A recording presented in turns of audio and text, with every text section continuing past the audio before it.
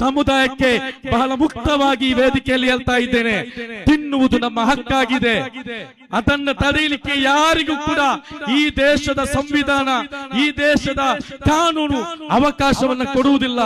ಯಾರಾದ್ರೂ ಅಕ್ರಮವಾಗಿ, ಅನ್ಯಾಯವಾಗಿ, ಇಲ್ಲಿಯ ಕಾನೂನಿಗೆ ವಿರುದ್ಧವಾಗಿ ಒಂದು ದನವನ್ನು ಕದಿಯುತ್ತಾನೋ ಅವನ ಮೇಲೆ ಇಲ್ಲಿರುವಂತಹ ಪೊಲೀಸರು ಕ್ರಮ ಕೈಗೊಳ್ಳಿ.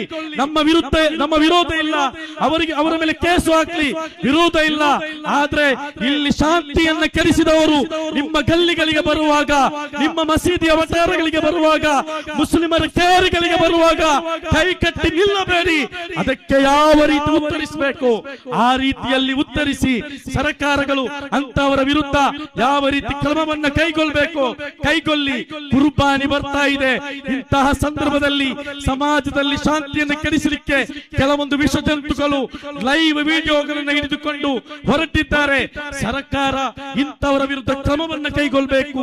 ಇಂಥವರ ವಿರುದ್ಧ ಏನು ಮುಂಜಾಗ್ರತಾ ಕ್ರಮಗಳನ್ನು ಕೈಗೊಂಡು ಯಾವುದೇ ಅಹಿತಕರ ಘಟನೆಗಳು ನಡೆಯದಾಗಿ ನೋಡಿಕೊಳ್ಬೇಕಂತೇಳಿ ನಾವೆಲ್ಲರೂ ಕೂಡ ಒಟ್ಟಾಗಿ ಹೇಳಬೇಕಾಗಿದೆ.